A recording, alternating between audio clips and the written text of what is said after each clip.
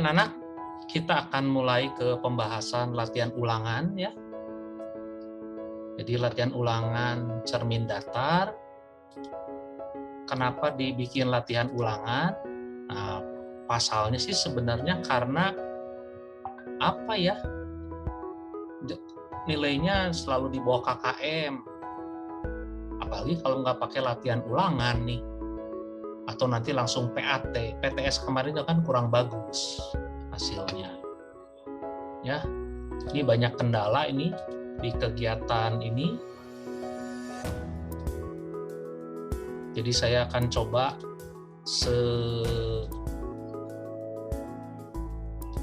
sebaik mungkin supaya kamu bisa mengikuti lah kegiatan ini ya. Contoh nomor 1 misalnya. Di bawah ini yang merupakan bukti bahwa cahaya merambat lurus. Jadi cahaya merambat lurus itu yang mana? Ya buktinya ya. Ya tentu merambat lurus itu jika terjadi gerhana matahari. Ya, saya kasih gambar tuh. Itu begitu. Jadi si bulan ini kan menghalangi sinar yang datang lurus ke permukaan bumi. Jadi dia satu garis ini. Sehingga di belakang ini kan ada penumbra sama umbranya ya. Dan nomor 2, di bawah ini merupakan sifat cahaya. Kalau ada kata kecuali itu berarti yang bukan. Yang mana ya yang bukan? Jadi yang bukan tentunya adalah cahaya itu gelombang elektromagnetik kan waktu belajar tentang gelombang itu. Jadi yang B tentunya ya.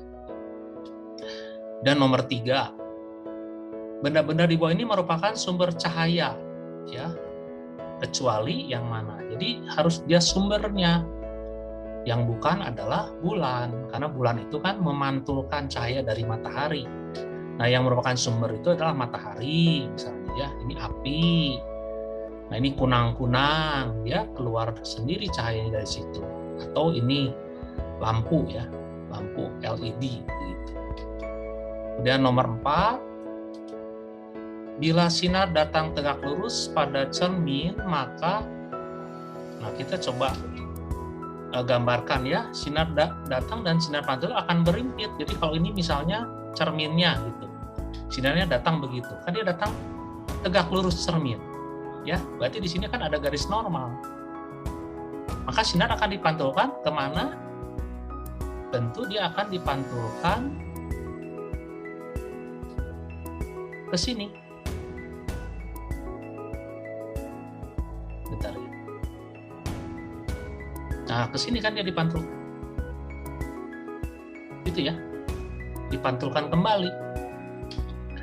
Nomor 5, cermin datar menghasilkan bayangan. Nah, kan ini udah pernah. Berarti bayangannya itu kan maya, kemudian tegak dan sama besar, ya. Yang maya itu berarti di belakang cermin. Riano udah ngantuk itu, udah nguap itu. Ya, berikutnya misalnya nomor 6. Nah, ini jam dinding dilihat dari cermin datar seperti pada gambar di bawah ini. Waktu pada saat itu sebenarnya pukul berapa? Ya paling gampang ya di depan kamu ada cermin datar sebetulnya. Lalu kamu lihatnya dari cermin. Ini kan akan kebalik. Nah, jarum pendeknya akan ke sini dia. Gitu ya. Nah, jarum panjangnya dia nanti akan ke sini. Gitu anak-anak gambarannya ya. Bisa nggak? Jadi jam 9:10. Dan nomor 7 misalnya. Seorang siswa tingginya 120 cm berdiri di depan cermin datar pada jarak 50 cm. Nah, yang ditanya jarak bayangan yang dibentuk cermin dari siswa. Berarti harus 100 cm ya. Begitu. Oke. Saya lanjutkan nomor 8. Seorang anak tingginya 80 cm, ya kan?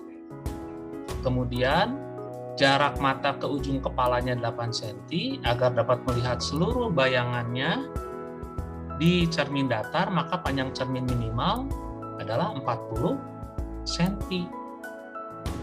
Gitu ya. Nomor 9. Sebuah paku P diletakkan di depan sebelah kanan dari sebuah cermin. Mana paku P-nya? Ya, ini kan paku P ya. Di titik manakah bayangan itu terlihat oleh pengamat? Ya pasti di sini dong. Kan ini jarak benda. Nah, itu kan ini jarak bayangannya, ya. Begitu. Sebenarnya sih secara prinsip tentu ada sinar yang datang dari paku ke sana misalnya. Ya kan? Kemudian dia akan dipantulkan menuju ke mata. Jadi kelihatan. Kan bayangan itu selalu di belakang cerminnya, ya. Jadi yang ketiga. Nomor 10. Nah, ini pada gambar di atas 4 buah lampu berada di depan cermin datar. Ini cerminnya ya, teman-teman ya. Nah, saya kasih arsir lah untuk membantu cerminnya ya. Jadi si lampu ini ada di depan cermin. Penghalang dipasang di sini. Tentu si pengamat nggak akan bisa lihat ini lampu-lampu ini ya. Jadi dia lihatnya ke arah sini, gitu kan. Nah, sekarang lampu mana yang masih dapat dilihat oleh pengamat? Coba 1, 2, 3. Berarti kan harus ada sinar yang datang dari lampu ke kaca, begitu kan dia datang kan? Nah, dia kan harus disamakan aja, harus sudut datang, sudut pantul. Nah, ini kemungkinan yang bisa kelihatan. Kalau yang ini ke sini misalnya ya, misal nih. Kan kamu gambarin sinarnya gitu kan, Nah, dia bisa gitu, tapi dia kan ke sini tuh. Kan pengamatnya di sini. Jadi dia nggak kelihatan, ya. Jadi pengamat itu bisa melihat jika ada sinar datang dari benda menuju ke pengamat, baik langsung maupun dipantulkan. Begitu ya anak-anak ya.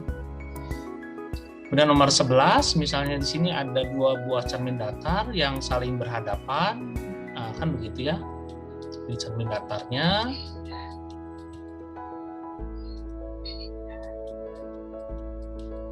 Ya berhadapan kan. Nah, sebuah benda diletakkan di sini misalnya. Di bendanya diletakkan di sini, jumlah bayangannya ada 5. Yang paling gampang kan kamu menggunakan rumusnya aja, gitu ya. 360 ya kan per alfa min 1. Jadi kalau pengen 5 di sini, kamu tulis 360 per alfa dikurangi 1 ya, begitu. Ngerti ya? Satunya pindah ke sini jadi 6, 360 per alfa ya. Tentu alfanya sama dengan 60 derajat. Gitu ya anak-anak ya. Nomor 12 misalnya. Nah, ini kan ada 2 buah cermin 1 dan cermin 2 ini sekarang udah dikasih arsirannya. Oke, sinar datangnya ke sini. Yang disebut sudut datang itu kan bukan yang ini ya. Tapi yang ini kan ke sini sudut datang. Ini berarti ya, berapa tuh? 90 dikurangi 35 ya. Berarti kan 5 gitu. Kita gambar ya, sudut pantulnya dulu ke sini. Ya kan? Berarti ini kan 35 juga. Gitu. Betul ya? Bukan sudut pantul yang ini ya. Oleh karena cermin 1.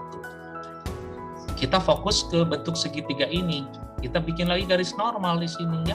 Ini kan ada garis normalnya, berarti ini kan sudut datang pada cermin yang kedua. Ngerti ya? Berapa itu tadi? 50 ditambah 35, kan 85. Berarti sudut ini kan 95. 95 dipotong 90, berarti ini sendiri sama dengan 5 derajat. Ya. Begitu kan? Nah, terus nanti dia akan dipantulkan ke sini pasti. Ngerti ya? Sebesar 5 derajat. Begitu anak-anak ya. Jadi nanti 6 April 2021 saya akan mengulangi kembali pertanyaan-pertanyaan ini, latihan-latihan ini menjadi ulangan cermin datar. Tentunya saya harapkan hasilnya menjadi baik. Harapannya ya.